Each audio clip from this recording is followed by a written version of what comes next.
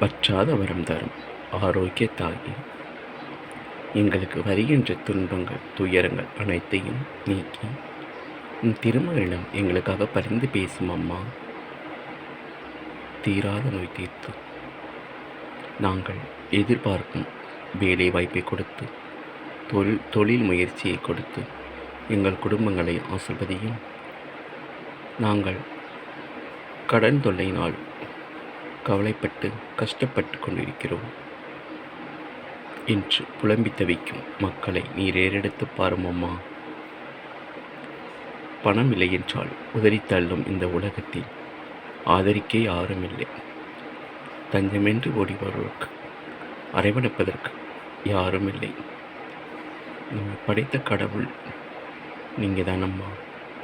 நீங்கள் தான் எங்களுக்கு நல்வழி காட்டணும்.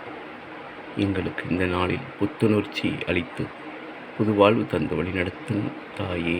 ஆமேன். இந்த வீடியோ பிடித்தால் லைக் பண்ணுங்கள், ஷேர் பண்ணுங்கள்.